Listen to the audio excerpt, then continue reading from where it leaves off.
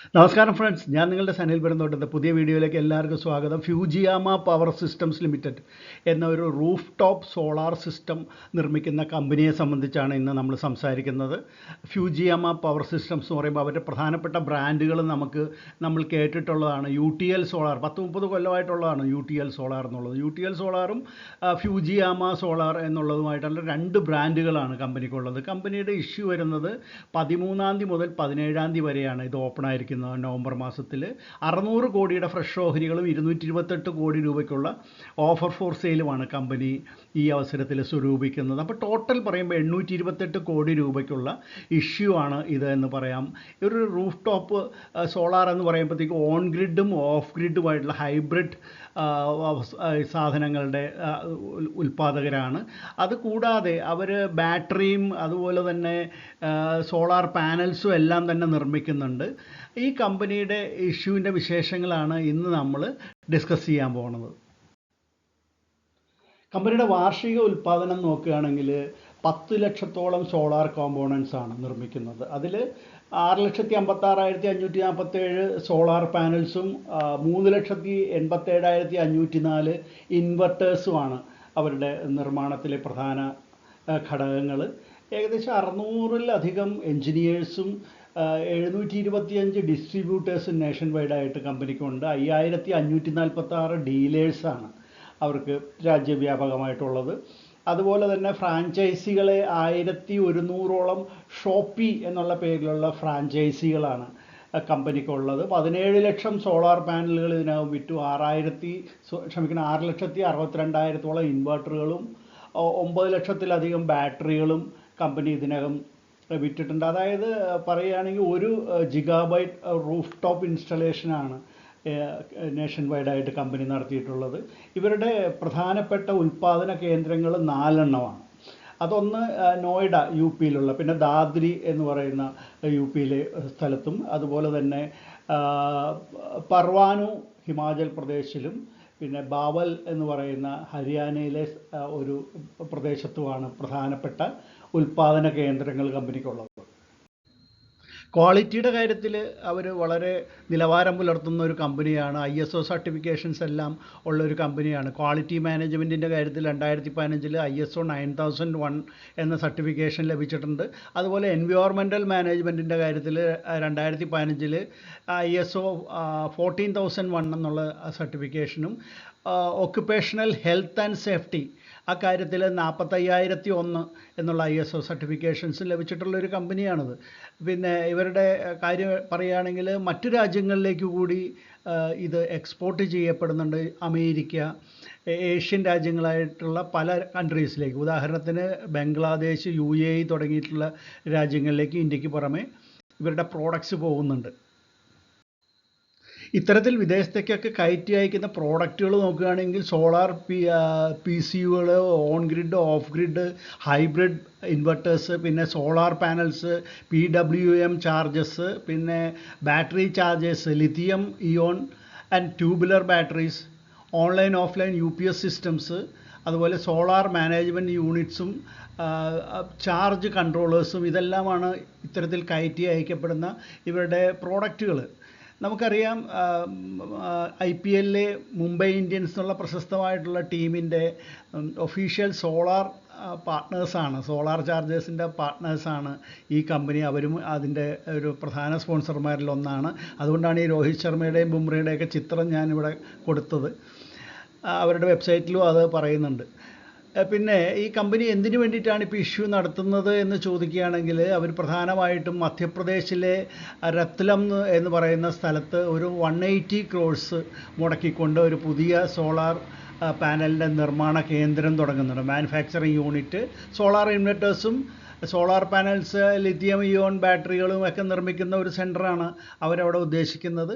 അതോടൊപ്പം തന്നെ അവരുടെ പല കടബാധ്യതകളും കൊടുത്തു തീർക്കുന്നതിന് വേണ്ടിയിട്ടും ഇത്തരത്തിൽ ലഭിക്കുന്ന ഈ 600 കോടി, അവരുടെ ഫ്രഷ് ഓഹരികളുടെ വിൽപ്പനയോടെ ലഭിക്കുന്ന 600 കോടി വിനിയോഗിക്കും എന്ന് പറയുന്നു. ഇനി നമുക്ക് ഇവരുടെ കോമ്പറ്റീറ്റേഴ്സ്, ലിസ്റ്റഡ് ആയിട്ടുള്ള കോമ്പറ്റീറ്റേഴ്സ് ആരാണെന്ന് നോക്കുകയാണെങ്കിൽ, വാരി എനർജീസ് എന്ന് പറയുന്ന കമ്പനി ഒരു കോമ്പറ്റീറ്ററാണ്. അവരുടെ PE റേഷ്യോ 49.04-ഉം EPS 67.96-ഉമാണ്. അതുപോലെ മറ്റൊരു കമ്പനി പ്രീമിയർ എനർജീസ് എന്നുള്ള കമ്പനിയാണ്. അവരുടെ EPS നോക്കുകയാണെങ്കിൽ 21.35-ഉം PE 47.9-ഉം 1-ഉമാണ്. ഫ്യൂജിയാമ പവറിൻ്റെ PE നോക്കുകയാണെങ്കിൽ 44.68-ഉം EPS 5.1-ഉമാണ് കാണുന്നത്. ഈ ഫ്യൂജിയാമ സോളാർ എന്ന് കേൾക്കുമ്പോൾ നമുക്കിതെന്തോ ജാപ്പനീസ് കമ്പനിയാണോ എന്നൊക്കെ തോന്നും. പക്ഷേ ഇത് പൂർണ്ണമായിട്ടും ഒരു ഇന്ത്യൻ കമ്പനി തന്നെയാണ്. ഇതിൻ്റെ പ്രൊമോട്ടേഴ്സ് പവൻകുമാർ ഗാർഗ്, യോഗേഷ് ദുവ, സുനിൽ കുമാർ തുടങ്ങിയ ആൾക്കാരാണ്. ഇവരുടെ കൈവശം ഇഷ്യൂവിന് മുമ്പ് 99% കൂടുതൽ 99.67% ഓഹരികളും ഉണ്ട്. ഇഷ്യൂ കഴിയുമ്പോൾ അത് 87.88% കുറയുന്നു എന്ന് മാത്രമേ ഉള്ളൂ. ഈ കമ്പനി അപ്പോൾ പൂർണ്ണമായിട്ടും ഒരു ഇന്ത്യൻ കമ്പനി തന്നെയാണ്. ഫ്യൂജിയാമ, UTL സോളാർ തുടങ്ങിയ 2 ബ്രാൻഡുകളിൽ അറിയപ്പെടുന്നു എന്ന് മാത്രം. ഇനി നമുക്കിതിൻ്റെ ഫിനാൻഷ്യൽ സൈഡ് നോക്കുകയാണെങ്കിലും വളരെ മികച്ച ഒരു ഫിനാൻഷ്യൽ കണക്കുകളാണ് ഇവിടെ കാണാനായിട്ട് സാധിക്കുന്നത്. 2024 927.2 ഇവരുടെ റവന്യൂ എങ്കിൽ അത് 2025 ആകുമ്പോഴത്തേക്ക് 67% ഉയർച്ച കാണിക്കുന്നുണ്ട്. 1550.09 കോടി രൂപയായിട്ട് അത് വളരുന്നുണ്ട്.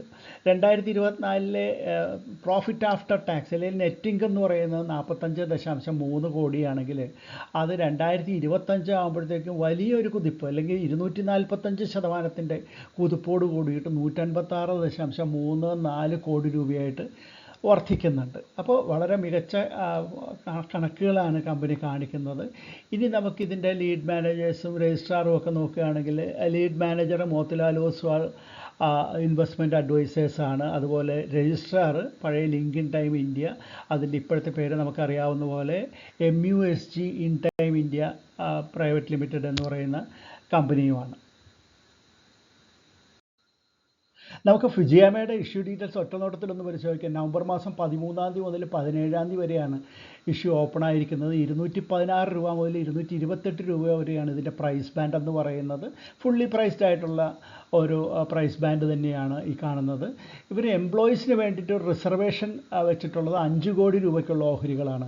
600 കോടി രൂപയ്ക്കുള്ള ഫ്രഷ് ഓഹരികളും 228 കോടി രൂപയ്ക്കുള്ള ഓഫർ ഫോർ സെയിലുമാണ്. ഈ ഓഫർ ഫോർ സെയിൽ എന്ന് പറയുമ്പോഴത്തേക്ക് 2 പ്രൊമോട്ടേഴ്സ് പവൻകുമാർ ഗാർഗും യോഗേഷ് ദുവയും ഓരോ കോടി ഓഹരികളാണ് വിൽക്കുന്നത്. അപ്പോൾ അപ്പർ ബാൻഡ് വെച്ച് കണക്കാക്കുമ്പോൾ 228 കോടി രൂപയ്ക്കുള്ളത് ആയിരിക്കും ഓഫർ ഫോർ സെയിൽ എന്ന് പറയുന്നത്. അപ്പോൾ ഈ ടോട്ടൽ 828 കോടി രൂപയ്ക്കുള്ളതാണല്ലോ.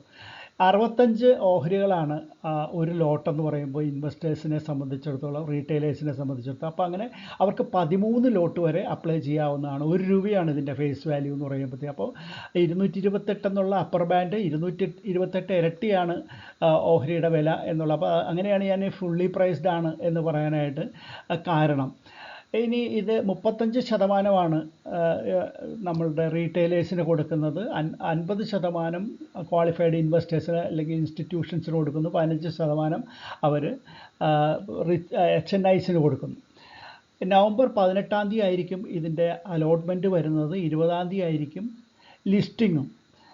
അത് കരുതപ്പെടുന്നതാണ്. അപ്പോൾ ഇത് ഈ കമ്പനിയെ സംബന്ധിച്ച് പറയുകയാണെങ്കിൽ റിന്യൂവബിൾ എനർജി എക്സലൻസ് അവാർഡൊക്കെ വാങ്ങിച്ചിട്ടുള്ള 2025 ചേംബർ ഓഫ് കൊമേഴ്സിൻ്റെ, ഇന്ത്യൻ ചേംബർ ഓഫ് കൊമേഴ്സിൻ്റെ അവാർഡൊക്കെ വാങ്ങിയിട്ടുള്ള ഒരു കമ്പനിയാണ്. ഇവർ 528 SKUകൾ അല്ലെങ്കിൽ 528 തരത്തിലുള്ള പ്രോഡക്റ്റുകൾ ഉണ്ടാക്കുന്ന കമ്പനിയാണ്.